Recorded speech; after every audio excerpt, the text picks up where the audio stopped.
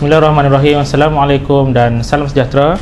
Bertemu lagi kita dari rancangan Cubic Minda, satu rancangan terbitan tvpas.com, dan pada kali ini insya-Allah saya sebagai peneraju Cubic Minda, Zainal Fakar Yaakob, akan membincangkan satu tajuk yang penting, iaitu Suruhanjaya Pencegahan Rasuah Malaysia, penyiasatan terpilih ataupun prosedur undang-undang.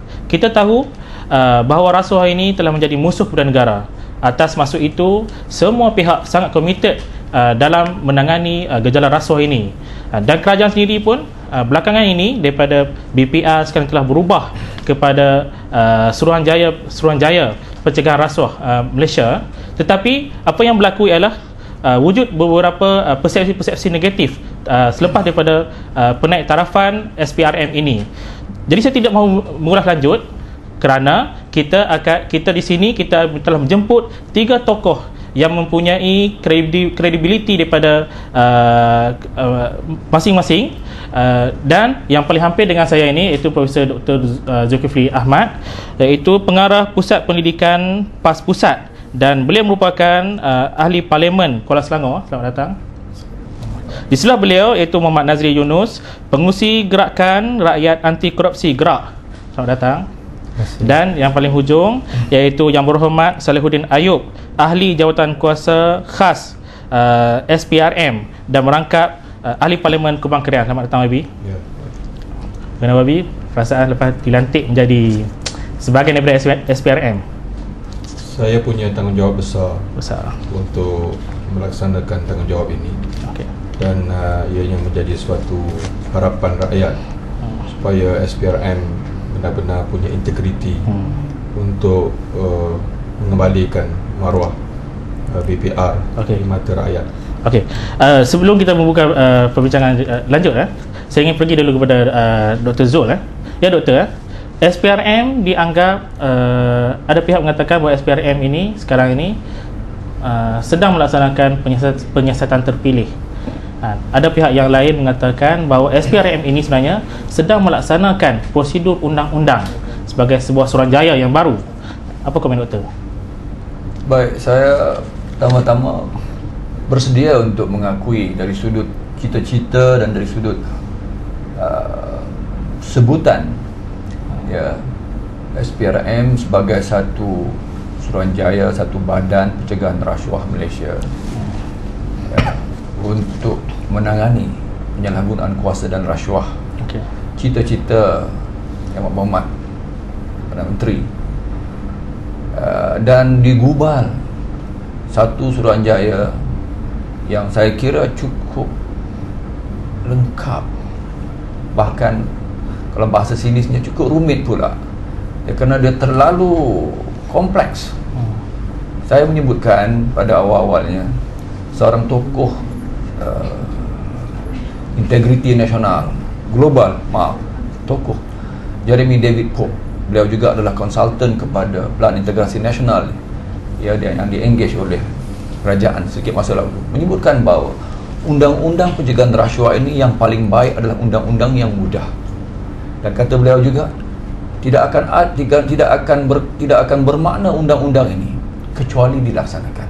Di sini saya ingin menyinggung soalan tadi, ya, kalau persepsinya awal-awal lagi bahawa SPRM, ya, menjalankan kegiatan pendakwaan terpilih, maka itu cukup malang. Kerana inilah dalam senggang waktu beberapa hari lagi peninggalan, ya, Pak Lah, tetapi telah jelas wujud bahkan berterusan persepsi yang dahulunya BPR, sekarang ni SPRM menjalankan kegiatan pendakwaan terpilih. Ini cukup malang. Kenapa? Karena Suruhanjaya itu sudah disusun, atur, dicerakinkan begitu, cukup kompleks pada saya. Tetapi akhirnya tak dapat disanggah ataupun tak dapat diruntuhkan, tak dapat diangkat keyakinan rakyat terhadap SPRM sebab kerana perbuatan SPRM sendiri. Dan paling mutakhir dia kita tahu bahawa kes Menteri Besar Selangor, ya, kes, dan diharapkan, ya, wibawa SPRM itu akan dapat memulih image buruk BPR.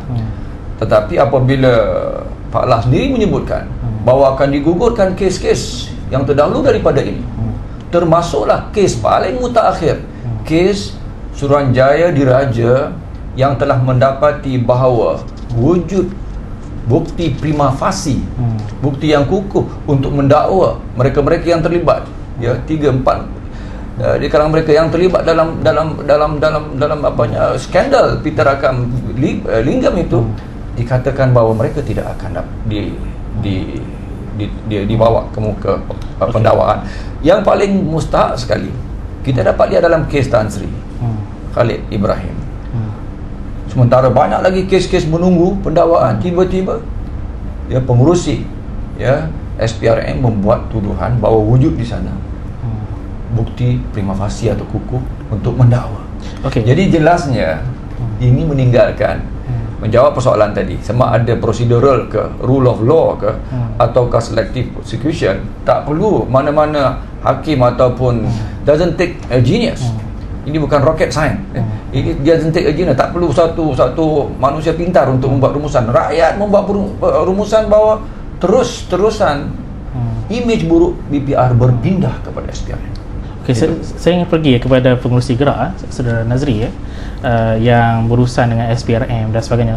Boleh saudara berkongsi pengalaman dalam menangani isu rasuah ini, dalam berurusan melakukan beberapa aduan dengan SPRM ini, bagaimana saudara melihat kemulut sekarang ini? Assalamualaikum warahmatullahi wabarakatuh. Alhamdulillahirabbil alamin, wassalatu wassalamu ala asyrafil anbiya'i wal mursalin wa ala alihi washabbihi ajmain. Terima kasih kepada tuan pengurusi majlis yang saya hormati, sahabat-sahabat teman-teman panel yang hadir pada hari ini, yang berhormat Dr. Zulkifli Ahmad dan yang berhormat YB Salahuddin Ayub, dan seterusnya sidang pendengar yang saya hormati sekalian. Menjawab kepada persoalan yang diutarakan oleh saudara pengurusi majlis tadi berkaitan dengan soal pengalaman Gerak Malaysia sendiri di dalam berurusan dengan SPRM.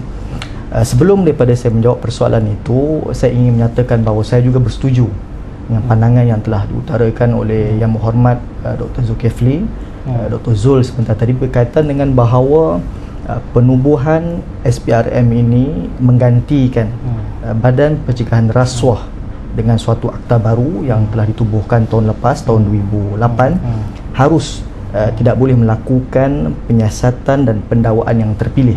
Dan ini antara prinsip dan pegangan yang kita pegang di peringkat saya sendiri selaku pengurusi Gerak Malaysia dan di peringkat Gerak sendiri. Jadi berkaitan dengan pengalaman kita, memang terdapat beberapa laporan yang telah kita laporkan kepada sebelum ini BPR dan yang terbaru ini kepada SPRM berkaitan dengan soal rasuah politik, berkaitan dengan soal rasuah di sektor korporat dan termasuk juga dengan rasuah di sektor kerajaan ataupun di peringkat awam, yang mana kita melihat bahawa yang seringkali dimaklumkan di peringkat SPRM ialah apabila kita memohon feedback case ataupun maklum balas berkaitan dengan perkembangan siasatan ataupun bagaimana kedudukan kes yang telah kita laporkan, seringkali dimaklumkan bahawa perkara ini tidak boleh didedahkan kepada umum, melibatkan mereka terikat dengan akta dan sebagainya. Tetapi di dalam yang terbaru ini didedahkan berkaitan dengan kes MB Selangor, yang mana saya juga pernah mengutarakan kepada para jurnalis ataupun wartawan bahawa sekiranya ini pendekatan terbaru yang diguna pakai oleh SPRM untuk mencetuskan yang pada saya dengan harapan bahawa ini perlu dengan tujuan pendidikan dan tarbiyah. Sekiranya ini metod pendedahan kes yang terbaru, iaitu mengguna pakai klausa ataupun section 29/4 itu, iaitu mana-mana pegawai penyiasat tidak boleh mendedahkan kedudukan kes ataupun perkembangan kes sehingga yang disabit itu didakwa, melainkan yang disebut di bawah section itu boleh didedahkan oleh pendakwa raya ataupun pesuruhjaya dan jawatan yang tertinggi daripada itu.